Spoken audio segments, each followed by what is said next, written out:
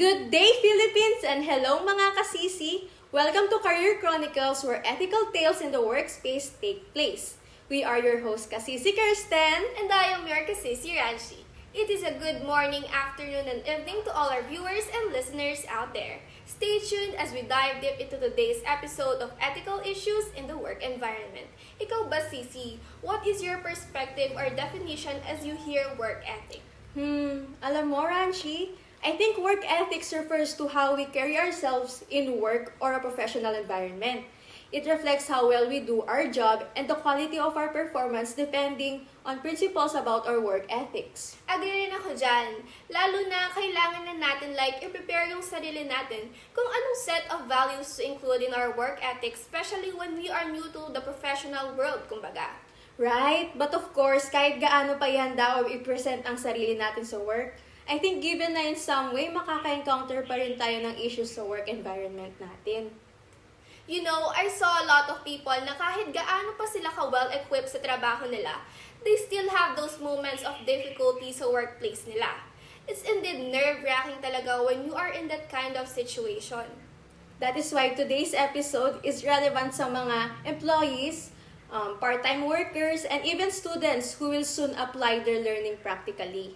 Yes, ang sabi nila, experience is the teacher of all things.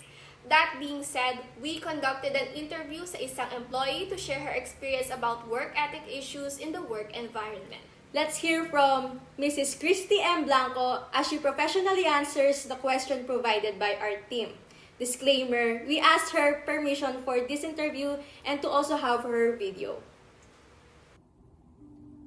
What kind of work ethics issue you experienced?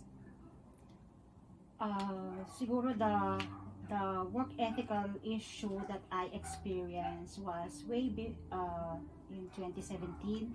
It was I was included in the assessment. We are 5 in the assessment applicants for the assistant provincial director level. I ranked first in the assessment, pero unfortunately hindi ako yung nakuha. I think that's the issue, no? Despite ikaw yung qualified for the position in government service, still the discretion of the appointing authority kung sino ang i-appoint. So I think that's an issue sa akin kasi parang you give your best, ginawa mo lahat, you perform well in the interview, in the assessment, yet hindi ako yung nakuha. Okay, next. How were you able to solve the conflict? I think that conflict hindi siya naging hindrance para i-achieve ko yung goal ko, no? Yung career improvement, yung tumaas yung rank ko sa aking position, from my position. So, hindi yun naging parang sagabal or hindrance para huminto ako na i-achieve yung goal ko na ma-promote for that position. So, eventually, ginawa ko pa rin yung trabaho ko, hindi ako nawala ng motivation, pinakita ko na I can deliver sa lahat ng expectations sa work, I extend extra mile para magawa yung mga dapat gawin sa aking trabaho. And consistently, ginugusto ko or ginagawa ko para ako ay ma-recognize, mabigyan ng award. Last year, nakuha ko yung award na Best Field Officer sa buong Region 3 ng DILG. And fortunately, this year, January or February, around February, na-promote ako and yung position na in-inspire ko dati ay nakuha ko na. Can you identify the core reasons for the said work ethic issue? I think siguro hindi maaalis yung sa isang work environment na meron kang hindi naman necessary favorite, pero mas malapit ka sa isang tao, mas nakasama mo siya or mas papaboran mo siya over the other despite the credentials or despite the mga qualifications or the achievement na meron, no? Siguro that's the isang issue na parang hindi sa government service kasi or sa government environment, hindi maalis yung Yung bang mas close ka sa ganito, ah, mas may tendency na mas paboran mo yung isa na mas ka-close mo. What are the things you can recommend and suggest for us students who are soon be immersed in real work environment?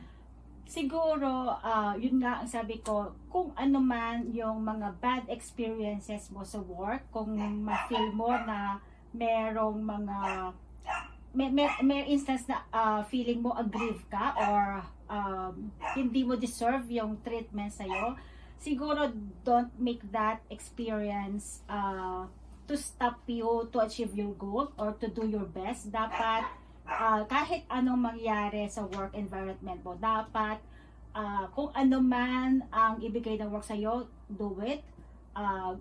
Yung passion mo sa work, yung commitment mo, dapat yung pagmamahal mo sa trabaho nandun, and palagi dapat you have to extend extra mile para ma-accomplish mo yung mga dapat mong gawin or yung mga task na dapat mong gawin sa iyong trabaho. Indeed, issues in different work environments are inevitable. And unfortunately, for Mrs. Christie, nasa sistema talaga yung issue. Where what is the point of having a rank ba talaga kung hindi rin naman ang nangunguna ang makukuha for promotion? Yun nga, partner, this is highly disappointing din talaga because she was on the point kung saan nandun na siya. Pero kahit ano pala gawin niya, hindi rin pala talaga ibibigay sa kanya. You know, it's that moment in life when you have what it takes, what is needed, but you are not the one the system wants. Parang reality check lang na hindi talaga magiging sapat kahit ikaw ang pinakamagaling. Yun nga, very far from your expectation as a student, no? Because as a student, ang alam mo when you are on top of your class, halos nasa na rin talaga lahat ng benefits, so you keep on doing your best for yourself talaga. But in reality, sa workspace, even when you are on top, posible na wala kang makukuha. Kaya buti na lang talaga Mrs. Christie handled the situation well, or she used it as a motivation na lang din talaga. Cause ano pa nga ba, diba? Instead of magmukmuk or lalong magpa-stress, why don't you use it as a motivation to still be the best, needed, and what they want? It is disappointing lang talaga na it may come as bulok ang sistema and much worse isa sa department ng government. Pero ganun talaga ang kalakaran na sana ay magbago na. But well, it is such a good news na Mrs. Christie continued to be dedicated and passionate sa work niya, and she even won an award. True, deserve na deserve, Cici. Parang that situation is just a delay nga lang din talaga because this year, sabi nga niya, she was promoted for that position. Kumbaga, it's really for her but only time can tell when. Nevertheless, Cici, the issue that occurred is not avoidable naman din because no one would expect that to happen. And nasabi na rin ni Mrs. Christie na hindi maiiwasan na magkaroon ng sitwasyon na papabura ng isang tao dahil mas malapit ito sa kanila. Agree. I think that's who we Filipinos are na kahit iharap pa sa atin ng pinakamasipag at magaling, kung hindi naman natin ito gaano kakilala, mas pipiliin pa rin natin ang nakasama na talaga. This issue serves as a lesson na lang din talaga na ganito ang realidad, pero sana pagdating sa trabaho magkaroon ng pag-usad sa sistema. Exactly, Cici. When it comes to work ethics kasi, it's about being professional and impartial. And most importantly, on how you face the responsibilities properly. It is the principles which lead to an individual's action, attitude, and behavior. For us students, tama nga naman ang sinabi ni Mrs. Christie, and we should apply it talaga kahit ngayon pa lang sa school kung saan alamin na natin kung ano at saan ba ang gusto natin pag nagtrabaho na.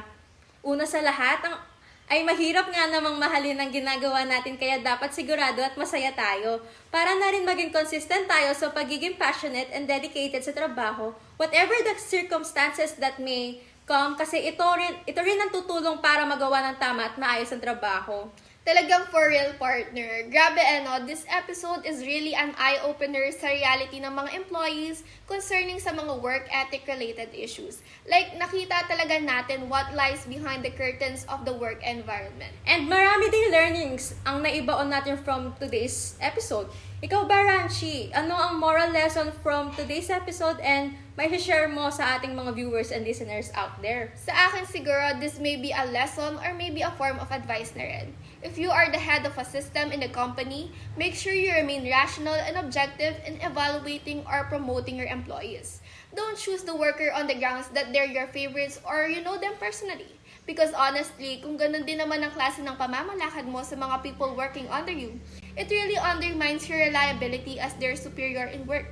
And most of all, magsasuffer lang ang management nyo from lack of work productivity if you keep hiring or promoting employees with country club connections and ignoring all the competent and hardworking employees that you have. Super agree ako dyan. Alam mo, ito yung hot take ko sa sinabi mo. Keep the ones who are skilled and effective. Sa mundong may bulok at baluktot na sistema, if you are in the position of power, be a just and fair boss that the system needs. A total spot on, Kirsten. I hope our dear listeners and viewers did learn from today's episode. Yes, hopefully sana may ibaon at may apply nyo practically ang mga learnings ninyo sa aming analysis on work ethic issues in work environment. Thank you for listening and watching. Good luck with your work endeavors. Let us greet and the world with a smile and work for the greatest. Goodbye!